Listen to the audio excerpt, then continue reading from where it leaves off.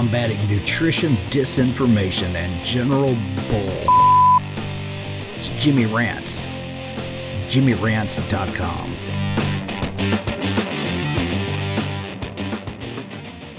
What's up, you guys? Welcome back to another Instagram Live, and we're here with another episode of Jimmy Rants. If you're brand new to the show, we do this every single day, sometimes a couple times a day. But we start off on Instagram Live at Livin' Low Carb Man, LIVINLOWCARBMAN is how you can find me on Instagram. And once you're there, you can engage in the content live, like all these people down here are doing right now. Then it's available for replay on Instagram for 24 hours. We then put it on YouTube, where you can watch all of the past Jimmy Rants, which we're up to 60-something now on YouTube. And then we have a brand new Jimmy Rants podcast, where we take snippets of the best of all of these Jimmy Rants. All of this is housed, you guys, if that's too much to remember, at JimmyRants.com, and you can engage in the content there.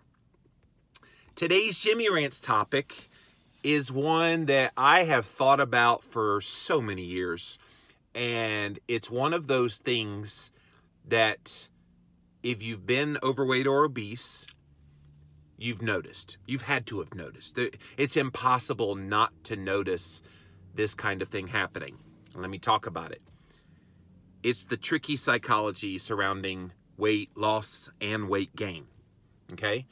So people, when you start losing weight, people might come up to you and say, hey, it looks like you're getting leaner. It looks like you've lost some weight. You're looking good now. So you get all this kind of positive affirmation. But then in the back of your head, you go, all right, that sounds good on the outside, and I'm sure they all mean it with great intentions.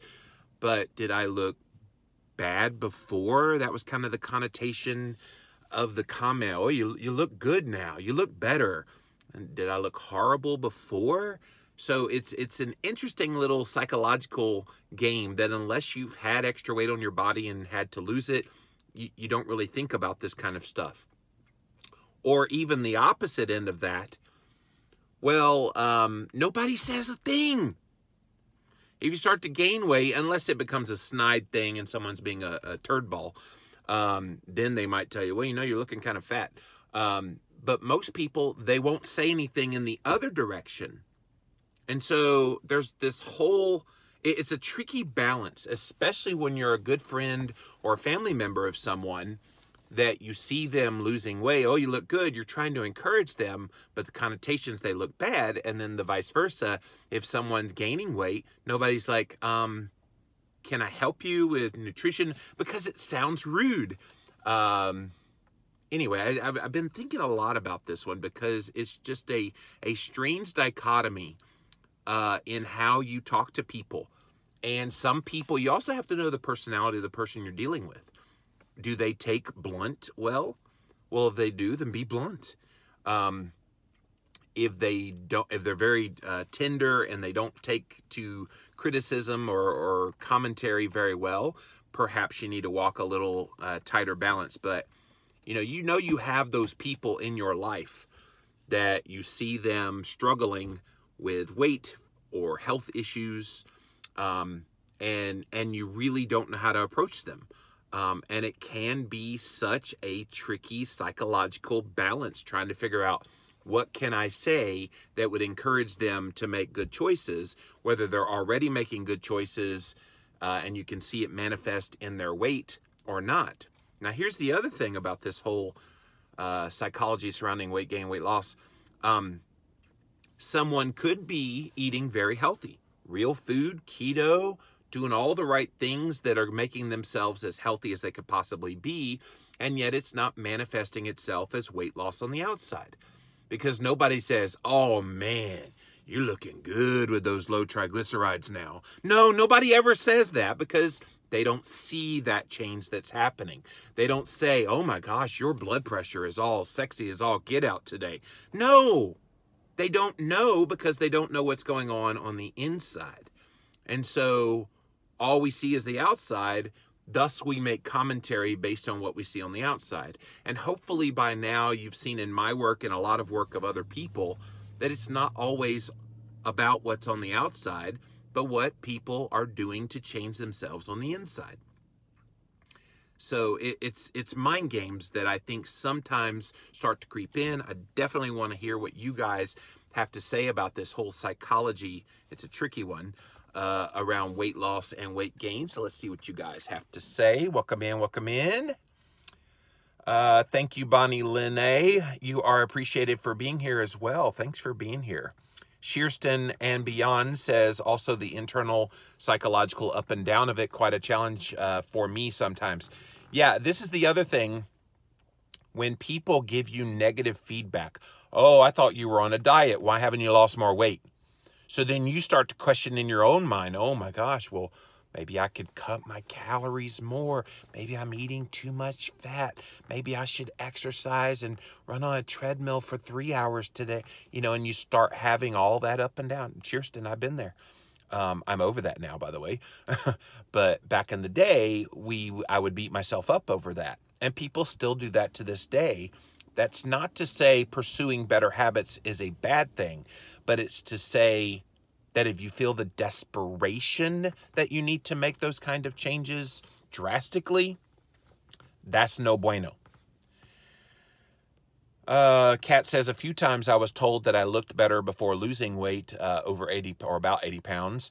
Little did I care. It's all about how I felt. Yeah, and what was really fascinating to me in 2004, when I lost 180 pounds, I lost 50 pounds, 75 pounds, 100 pounds, and nobody noticed. Nobody said a thing. Then suddenly I go over 100 pounds lost, and people are like, wow, have you lost weight? Wow, you're looking good now. Wow. And all those comments that I said earlier, where I almost wanted to say back to them, well, did I look bad before? What are you saying here?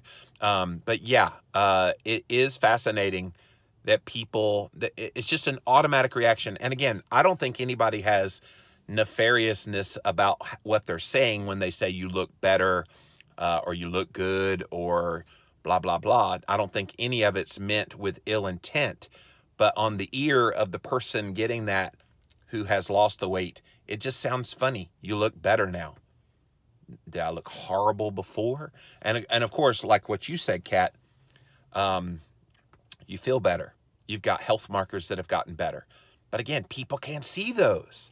And so, wow, your HDL really looks like it's up today. Good job. You know, nobody's doing that because they don't know, which is why I think the whole measuring yourself by the scale and your success or failure, which I've talked about this on a previous Jimmy Rants before, about stepping on that lying liar that lies, known as a scale, can be very detrimental if you're only using that as your marker for determining your health.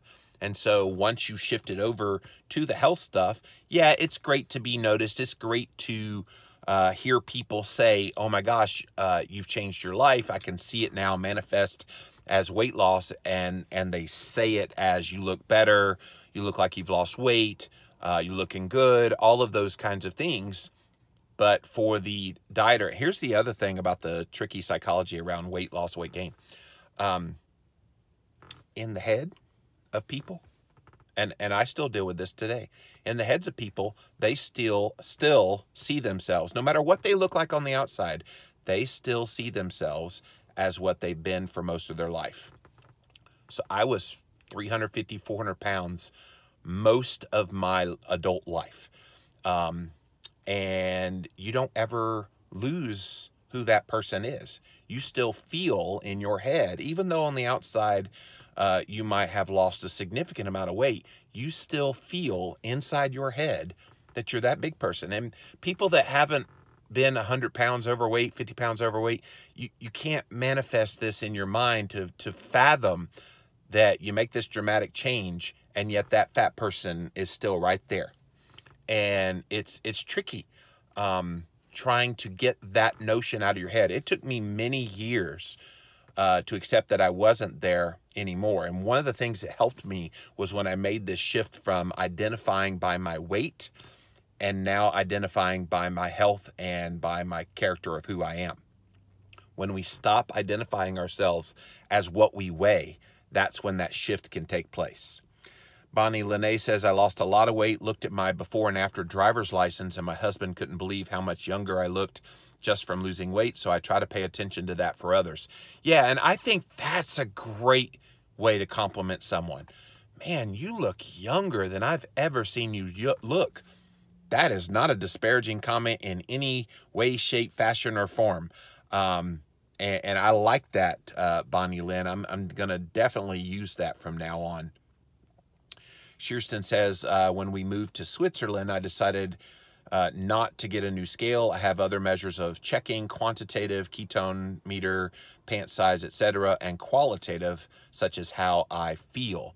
So yeah, all of those things can be impactful without having to step on the scale. And not that the scale itself is bad in any way. I don't want anybody to get the wrong intention of, well, we should never weigh ourselves. Jimmy Moore says that. Well, I personally don't, just because I do care more about the health markers than I do of a gravity weighing machine, which is all a scale is. But I think if you want to check in every once in a while and you feel like that will keep you accountable, then by all means do it. And there's definitely psychology there of the people that get motivated by a scale and then those people that get discouraged by a scale. If you're in the latter category, you need to do what Shearston did. Get that thing out of your house and find other ways to quantitatively and qualitatively measure how you're doing. But if it's encouraging to you, then by all means, step on the scale. If you go up a pound or two and you're like, okay, no big deal, blah, blah, blah, and you're okay with that, then I'd say, okay, you could probably weigh. But most people, and especially you ladies, tend to freak out when you're up a half a pound on the scale, which is why I don't think it's a very reliable marker for most people who are trying to manage weight and their health by extension of weight. So if you're just joining us, we are doing this Jimmy Rants episode all about the tricky psychology surrounding weight loss and weight gain and how people they act weird around you when you lose weight. They're like, oh, wow, did you change your hair? Did you, have you, you look good now. Did you lose weight? They just act weird. And then when you gain weight, they're completely silent.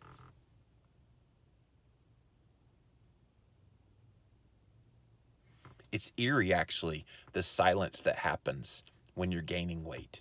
Nobody wants to talk to you. Nobody wants to confront you. They don't want to insult you. They don't want to make you upset. And plus, here's the thing too. The acknowledgement of someone gaining weight, they already know it. They know they're gaining weight. What they're probably not getting is encouragement and information. And that's where a loving friend, and especially if you have a really good relationship with that person, that becomes where you step alongside them and say, hey, I know how hard it is. Let's do this together. And maybe that is a way to talk to someone rather than dead silence. Dead silence helps nobody. But if you go up to somebody and you say, you know what, I see you're struggling and I want to go alongside of you as a buddy and as a friend, and as someone who loves and cares about you, I think that is a fabulous way to encourage someone who's on the weight gain trail. Lexi Bell 9, it's like your identity has been lost for years. I've had a hard time with even knowing what my style is because before I just shopped to clothe myself. Yeah, wow, that has a lot of weight there, all pun intended, Lexi, about what we're talking about here today, this whole psychology of, yeah, your identity becomes that weight. And once the weight is gone and you've, quote, lost your identity in that, you've got to figure out who you are. For me, when I initially lost the weight and I started getting all this attention because of it, and I started blogging, I was a writer. And so I expressed myself in blog posts. And then eventually moved over to the podcasting realm and started doing podcasting and found my voice in doing that. I was not a professionally trained broadcaster in any way. I'd never interviewed anybody, didn't know how to do it, didn't have any skill doing that. But this experience allowed me to find that voice in me and find my identity. And now today, people around the world know my name because I spoke up and decided to do something that I'm now pretty good at. So it's really interesting how, the life change can totally radically shift you to the identity that you were probably all along. You just never saw it because you were hiding it because you were obese. Alicia Ultima, people are rarely comfortable telling you that you've gained too much weight, but they're quick to give their opinion if you lost too much weight. Oh my gosh, Alicia, thank you for bringing that up. I am so sick of the people, and they did this to me. I am so sick of the people when I was in the midst of approaching 150 pounds lost. People are like, whoa, whoa, whoa, you've lost too much weight. You look like you have cancer. You look like, and I'm going, wait a minute. So you want people to lose weight who are obese, and they absolutely should. But at the same time, you now don't want them to lose too much weight? I'm sorry, that doesn't pass the muster. And yet people, everybody, opinions are like butts. Everybody's got one, and some of them really, really stink. And it's just amazing to me. People will say those kinds of things. And they did. And that starts messing with the head as well. The whole psychology of dealing with that kind of comment. Well, maybe they're right. Maybe I have lost too much weight. Oh my gosh, maybe I should back off on the weight loss and maybe I'm good now at 260 pounds, 200, whatever it was. And it starts messing with you. It really does. And so I wish people would not say those kinds of things either. But yeah, they're dead silent when it comes to weight gain. And yet they want to speak out. Well, you've lost too much weight, or you've been good. Here, have a piece of bread. You've been good. Come out with us to have some pizza. And they don't understand. You've radically changed not just your weight, but everything that you've done to get to that point mentally, to prepare yourself, and habits in your diet. And it's amazing to me too, that once you make a choice to do something proactive for your weight and health, and then people cheer you for doing the choices, then you get into like the real world, the normal stuff. And they're like, well, why aren't you eating the pizza? And it's like, hello, did you not just watch me the last however long lose the weight? I didn't do that by eating pizza. I did that because I made better choices for myself, and those choices continue. And I think a lot of this stems from the diet culture we've grown up in. People see diet as a start and an end. And it starts in one place, it ends in another place, and then you're back to the way you were eating before. I think we've moved beyond that. I think people embrace now permanent and healthy lifestyle change. It's one thing I've preached from day one in my work. This isn't about a diet. This is about a permanent, healthy lifestyle change. And once you make that shift in your mind, then other people around you need to realize that this is a permanent and healthy diet plan. Now, another thing on this topic of the mind and the psychology, the tricky psychology surrounding weight, sometimes if you tell people you're trying to lose weight and then they don't really believe it's going to happen, because they've seen you try, fail, try, fail, try, fail, try, lose a little bit of weight, fail, and gain it back. And so that also starts to play a role in all this. Maybe the silence early on, when they know you're trying something new, the silence early on is, yeah, they're not going to stick with that. And so then maybe you let that be motivation to prove them wrong. I've done that many a times in my head when people have doubted. I've used it as motivation. Now, not everybody can do that. A lot of people, they wilt under the pressure of, oh my gosh, they're right. I'm not seeing success. And again, defining this success merely by what the scale says is the wrong darn thing to do. And not looking at the health markers. Sorry, I had to go off on a tangent on that one just a little bit, but Alicia, thank you for sharing that one. And people are used to seeing fat people. Normal weight looks emaciated to them. I will never understand that one. Melissa Waters, yes, I had a lady at church tell me I had lost too much weight. She thought running 3 miles a day was too much. I was telling them I just ran my first 5K. So, Melissa, it is too much when you're a lazy sloth. That's what I would say back to the lady at the church. Yeah, when you're lazy sloth like you know, no, don't say that. Say, bless your heart. That's what we say here in the South when you want to tell somebody to buzz off, so... Jay Creek Farms, I began reminding myself that while people have opinions, they don't get to pick a weight for me, and so their approval, however wishy-washy it may be, their approval means less and less to me. Yeah.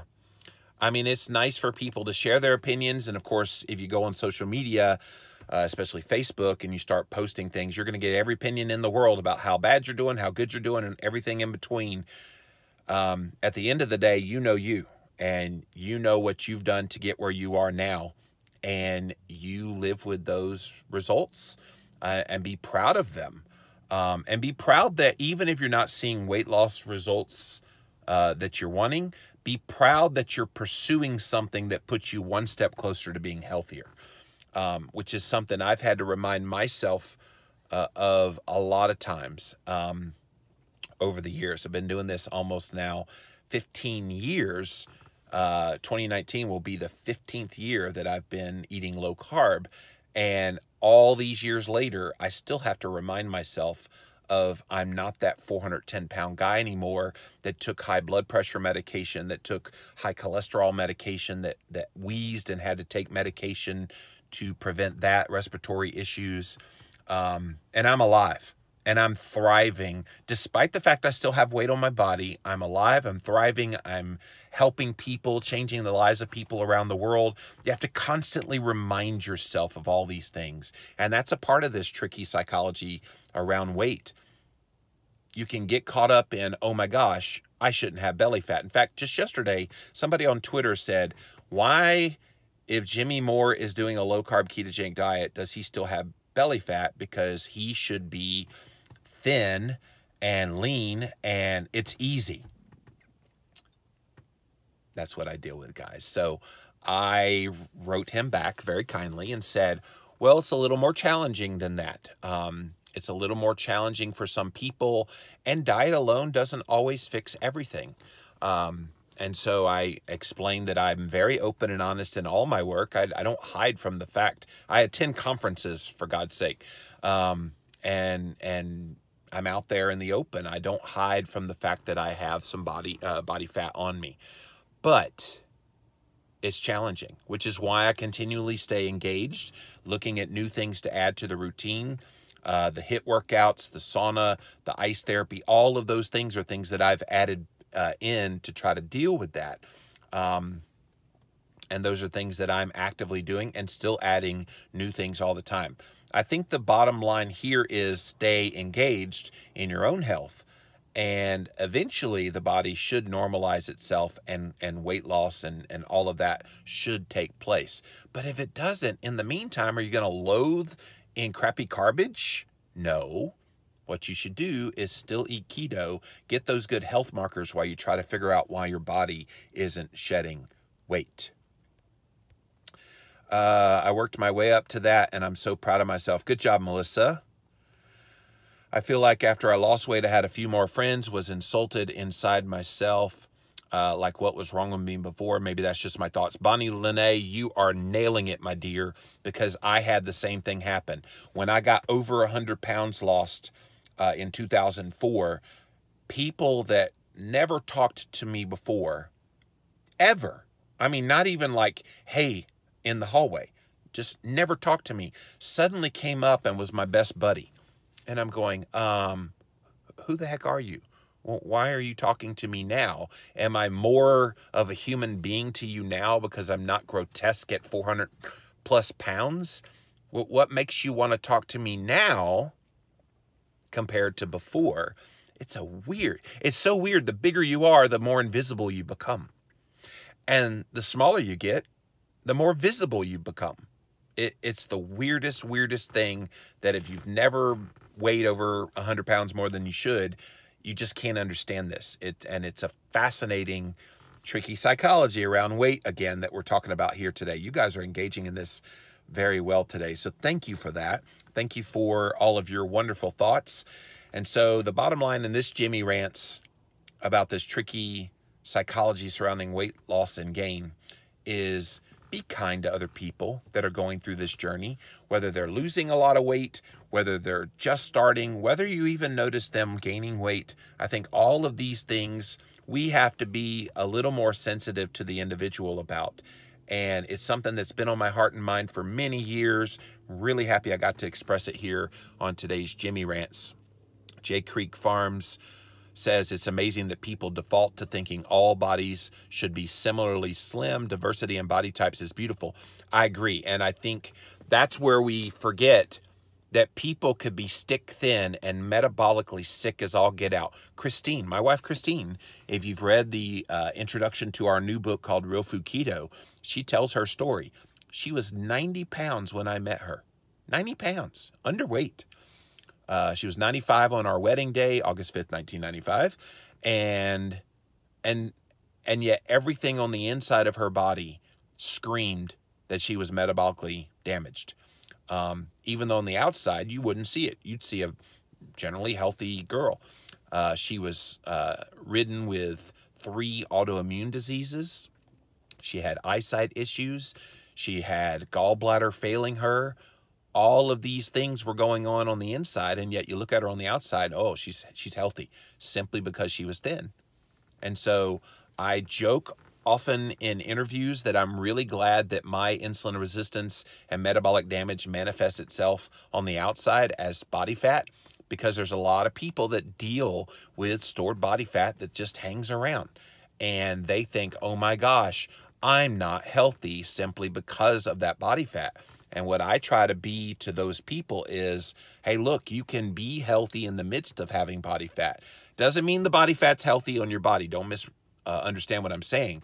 But that on the inside, a lot of my health markers are incredible. And so if your health markers are incredible and you happen to manifest stored body fat on the outside, I'd rather have the stored body fat than to have the illusion that I'm healthy like Christine had. She was under the illusion because of her thinness that she was healthy, and she was anything but healthy. Definitely pick up a copy of Real Food Keto and read the introduction, and you'll see what I'm talking about with Christine's story.